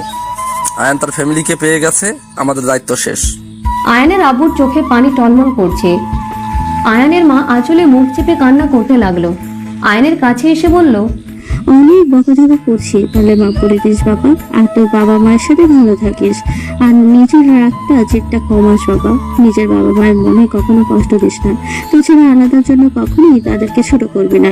মানুষের জীবনে অনেক কাহিনী ঘটে, সেটা নিয়েই তাকে ছোট করতে নাই। মা তোমরা কি শুরু করলে? ভাইজান, ভাবি, দয়া করে আয়ানকে ভুল বুঝবেন না। আমরা আপনাদের সন্তানকে কেড়ে নিতে আসি নাই। জন্ম দিলে মা বাবা হওয়া যায় না। আমরা তো শুধু ওকে জন্ম দিয়েছি, আপনারা তো ওর আসল বাবা মা। আপনি ওকে যে শিক্ষা, যে ভালোবাসা দিয়ে বড় করেছেন, সেটা আমরা কখনো হয়তো দিতে পারতাম না। আয়ান আপনাদের দুজনকে অসম্ভব ভালোবাসে। আয়ান সবসময় আপনাদের কথা বলে। হ্যাঁ, আয়ানকে আমরা শুধু জন্ম দিয়েছি, আমরা ওর বাবা মা হওয়ার যোগ্য না। আপনারা ওর বাবা, আপনারা ওর বাবা মা। আপনাদের কাছে একটা অনুরোধ, ওকে আমাদের সাথে দেখা করার সুযোগ দিয়েন। এর থেকে বেশি কিছু আমাদের আর কিছু চাওয়ার নাই। আয়ানের আব্বুর হাত ধরলে কথাগুলো বলে আয়ানের মা বাবাকে বোঝাতে লাগলো। আয়ানের বাবা মা আয়ানকে জড়িয়ে ধরে বলে, আপনাদের কি বলে ধন্যবাদ দিব আমি জানি না, আর আমাদের থেকে অনুমতি নিতে হবে না। আপনারা ওর আসল বাবা মা। আইনের উপরে আপনাদের সম্পূর্ণ অধিকার আছে। হ্যাঁ, আয়নের আজ থেকে 3টা আম্মু, 3টা আপু, সবার উপরে সমান অধিকার আছে। আয়ান দায়িত্ব কিভাবে তার বাবা মায়ের দায়িত্ব পালন করবে। আয়ান ওর মাকে জড়িয়ে ধরে বলে, আমার মাইয়াটা হুদাই আমাকে ভুল বুঝে কান্না করে, একবার তো আমার কথা শুনবে নাকি? দুঃখিত। কি মা শুনি? দুঃখিত বললাম তো। আব্বু কিছু শুনছেন? আয়ানের কথা শুনে আয়ানের মা কান ধরে বলতে লাগলো, আমাকে নিয়ে মজা নিস? বাপ বেটার খবর করে ছাড়বো। নিজের ভুল স্বীকার করছি, ভালো লাগে না নাকি? মা কান ছাড়া ব্যথা লাগছে। আমি আব্বু অন্য কারণে হাসছি, তাই না আব্বু? হ্যাঁ, আর আমি কিছু জানি না। আয়ান ফিক করে হেসে দিল। আয়ানের মা নদীর দিকে তাকাতে বলে উঠে, ওটাই তোর গার্লফ্রেন্ড? হ্যাঁ, আমার গার্লফ্রেন্ড। দেখো তো পছন্দ হয় নাকি? না হইলে বিয়ে করব না। আয়ানের কথা শুনে নদী বাদে সবাই হেসে দিল। আয়ানের মা বলে উঠে, জানি না মেয়েটা কেমন বাবর, বাট তোকে ওকে বিয়ে করা লাগবে। তোদের যে অবস্থা দেখলাম, ছি ছি ছি। মা তুমি যদি রাজি থাকো তাহলে বিয়েটা করে নিব। আমি বিয়েতে রাজি না। কি? দুজন ফাজলামি বন্ধ করবে, আর আয়ান মিথ্যা বলা বন্ধ করে ওনাদের সত্যিটা বল। রাহেলা চৌধুরীর কথা শুনে ওর বাবা মা ভুরু কুচকে তাকালো। আয়ান বলে ওঠে, দুইজন জানি না আবার কিভাবে নিবে। আসলে ওর নাম নদী, সম্পর্কে আমার মামাতো বোন হয়। বাট যখন ইন্টার ফার্স্ট ইয়ারে ভর্তি হয়ে ঢাকা এসেছিলাম তখন আমি ওনাকে বিয়ে করি। আমি সবকিছু প্রথম থেকে খুলে বললে বুঝতে পারবে। আয়ান প্রথম থেকে সবকিছু খুলে বলতে লাগলো।